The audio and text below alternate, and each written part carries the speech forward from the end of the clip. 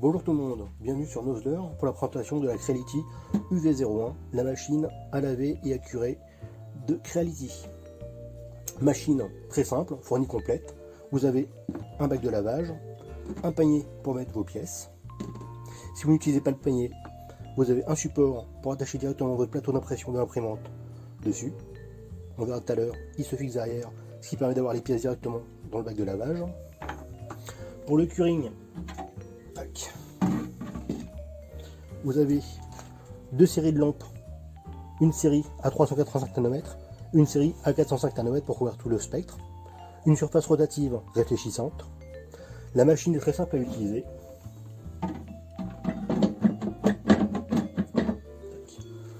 Soit vous mettez votre bac de lavage, soit vous mettez le plateau, vous l'allumez, vous sélectionnez le mode, donc lavage ou curing, très simple, la vitesse de rotation du plateau, rapide, moyenne, lente. Attention, si vous laissez en lavage et vous mettez vitesse rapide avec le plateau, vos pièces risquent de partir du plateau.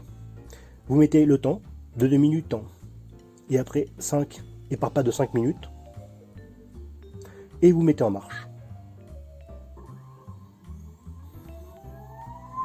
Donc là vous voyez, vitesse rapide, c'est ce que je vous disais, ça c'est la vitesse utilisée avec le bac de lavage. Si on passe en curing, le plateau va beaucoup plus lentement et les LED UV s'allument. Jusqu'à maintenant, j'utilisais deux systèmes.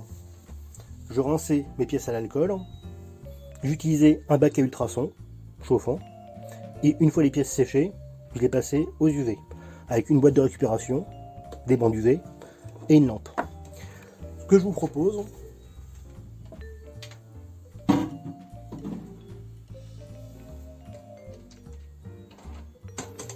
je viens de finir une impression. Voilà. J'ai plusieurs pièces, donc je vais prendre une partie que je vais passer au bac à ultrasons, l'autre partie avec la Creality UV01. Et on va voir la différence. Sur le UV01, je vais utiliser deux fonctions. Une partie des pièces, je vais les mettre à rincer comme je fais d'habitude à l'alcool, dans le bac de lavage, et après au curing. L'autre partie, même principe, rincer à l'alcool, dans le bac de lavage, mais je vais faire le curing dans le bac. Je vous montrerai tout à l'heure comment on fait. Alors, les pièces que j'ai imprimées, je les ai détachées. Donc, j'ai un buste, j'ai deux jambes, et forcément, deux bras. A noter que les impressions ont été faites avec la résine Siriatech Sculpt, qui a une particularité, il faut l'imprimer à plus de 25 degrés. Je vous expliquerai ça dans un prochain test.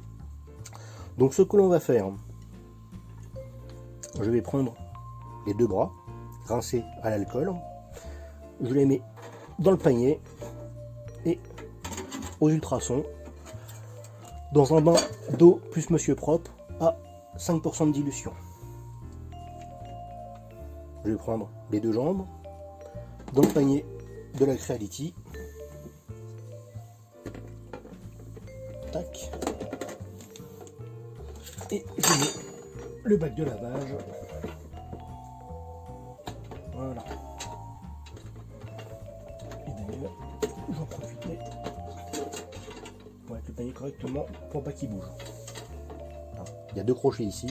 Le panier s'insère dedans. Comme ça, il ne peut pas descendre trop bas au cas où. Je suis en mode curing. Je mets la vitesse rapide.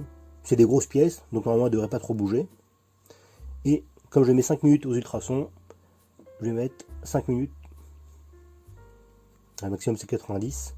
Après on passe à 2. Donc je mets 5 pareil. Comme ça on va pouvoir comparer. Et la dernière pièce, pour l'instant j'attends. Une fois que ça sera fini et curé, ce que je ferai, je la mettrai directement en lavage et en curing dans le bain de lavage. Comme ça on fera la différence. Lavage et curing, ultrasons et boîte. Lavage et curing sur la Creality et lavage et curing dans la Creality dans le bain de lavage. Ce qui permettra de différencier les pièces, voir s'il y a un câble qui est mieux que l'autre.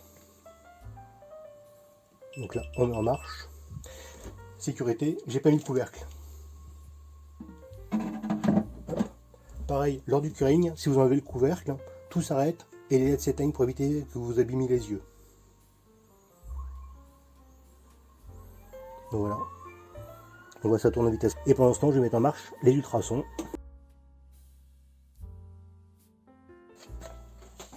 Donc, une fois les pièces lavées, il faut les sécher. Moi, ce que j'utilise, compresseur de garage, soufflet. C'est bruyant, mais ça a l'avantage de bien sécher la pièce. C'est pour éviter les marques blanches au curing. On dispose les pièces sur le plateau. On passe en mode curing. Je mets une vitesse lente, pour la simple et bonne raison que pour cette résine, il faut 15 minutes de curing. Donc ça sert à rien de tourner vite.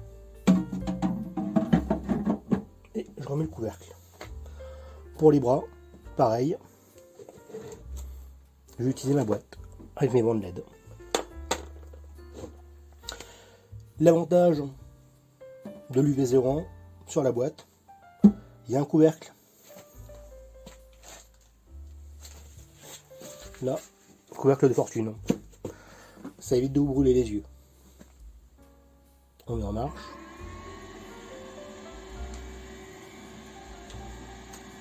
Et on met en marche de l'autre côté. Voilà.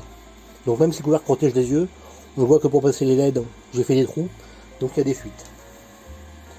Et bien on se retrouve à la fin du curing.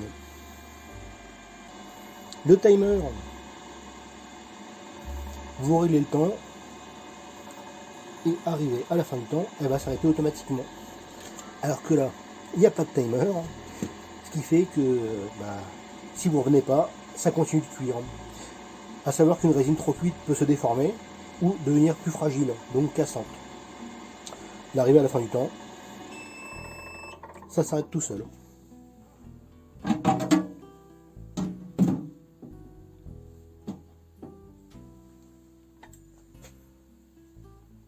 Et voilà.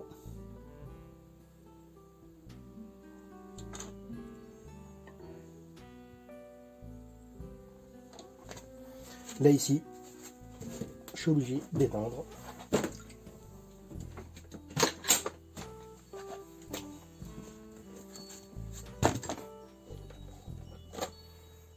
Pour récupérer les pièces.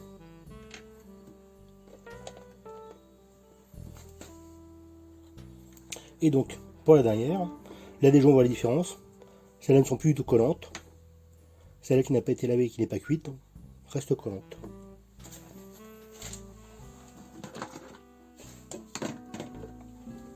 Donc, je reprends mon bac de lavage et le panier. J'enlève le plateau tournant.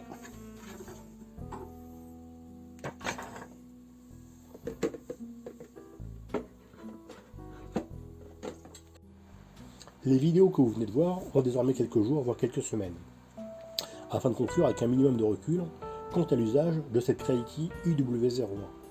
Comme toutes les wash and cure du marché, l'avantage principal réside dans le fait d'avoir une solution optimale, simple et unique. Tout en un, je n'utilise plus ni mon système de rotation magnétique, ni mon bac ultrason chauffant, ni mes LED UV. Vu la rapidité d'une wash and cure, même en enchaînant les impressions, les postes de traitement se succèdent rapidement. La machine de Creality est très bien pensée. J'apprécie de pouvoir faire un semblant de réglage avec plusieurs boutons, plutôt que la solution du bouton unique que l'on peut trouver chez certains concurrents. Si vous êtes déjà équipé comme je l'étais, avec un baquet ultrason avec des lampes UV, et que vous avez la possibilité d'investir dans un tel système, je pense franchement que ça vaut le coup d'y passer pour simplifier les traitements.